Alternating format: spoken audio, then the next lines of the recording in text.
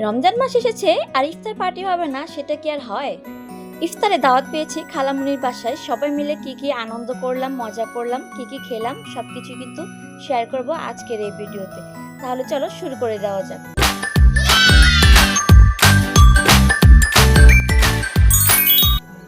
আসসালামু আলাইকুম এভরিওয়ান, কেমন আছো সবাই? রমজান মোবারক সবাইকে জানাচ্ছি। রমজান মাস কিন্তু সব রোজাদারদের জন্যই খুবই একটি আনন্দের মাস। রমজান মাস আসবে আর ইফতারে দাওয়াত পাবো না, সেটা কি আর হয়? সো আমি দাওয়াত পেয়ে গেছিলাম আমার খালামণির বাসায়। সেই দিন প্রায় 7ই মার্চ ছিল, আর তার আগের দিনও কিন্তু একটা দাওয়াত ছিল। সো ওইটার ফুটেজ আর নেইনি। সো খালামণির বাসায় অনেক ভালো আয়োজন হয়েছিল, তো ভাবলাম যে আজকে এই ব্লগটা মিস করা যাবে না, তোমাদের সাথে অবশ্যই শেয়ার করতে হবে। সো আমি আমার খালামণির বাসায় চলে গিয়েছিলাম, আর গিয়ে থেকে সব কিছু ওনারা রেডি করে ফেলেছে। তো যাওয়ার সাথে সাথে সবগুলো ফুটেজ নিয়ে নিই, কী কী ফল রেখেছিল, কী কী খাবার রেখেছিল।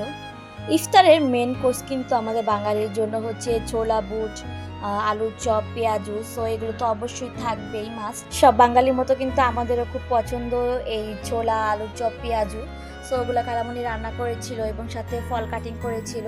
প্রায় 30-40 জন মানুষের আয়োজন ছিল। সো অনুযায়ী সব কিছু কিন্তু রেডি করা হয়েছে। এখানে গ্লাসগুলো সব রেডি করে রেখেছিল জুস দেওয়ার জন্য। সো আমরা যারা সব মেহমান ছিলাম সবার জন্য কিন্তু এইরকমভাবে ফল দিয়ে প্লেট সাজানো হয়েছিল, যেন খাওয়ার সময় কোনো ঝামেলা না হয়। যেহেতু মানুষ বেশি ছিল আর খাবারের আইটেমও বেশি ছিল, আর সারাদিন বাদে মানুষ যখন রোজা রেখে ইফতার করে তখন কিন্তু খাওয়া দাওয়া নিয়ে একটু ঝামেলা হয়ে যায় যদি এরকমভাবে সাজিয়ে না দেওয়া হয়। তো সেজন্যই কিন্তু এরকমভাবে সাজানো হয়েছিল।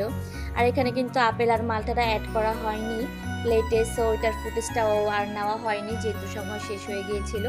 সো আমাদের সবার জন্য কিন্তু এরকমভাবে প্লেট সাজিয়ে নিয়েছিলাম, আর এই দিকে আমরা সব জুসগুলো রেডি করে নিয়েছিলাম। এত মানুষ তো আর একসাথে বসা যায় না, তো পুরুষদের জন্য এক রুম আর মহিলারা সব এক রুমে বসেছিলাম।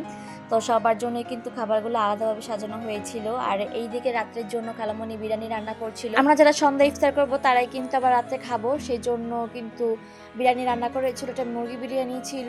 তো এত মানুষের বিরিয়ানি কিন্তু এক পাতিলে রান্না করলে হবে না, তো 2 পাতিলে রান্না করা হয়েছিল। এটা ছিল প্রথম পাতিল, যেটা থেকে অনেকে খেয়ে ফেলেছিল। সো এটা ছিল দ্বিতীয় পাতিল, যেটা থেকে আমরা খেয়েছিলাম। এখন কিন্তু আমরা খেতেই বসবো। সো সবকিছু কিন্তু আমরা রেডি করছিলাম এখানে।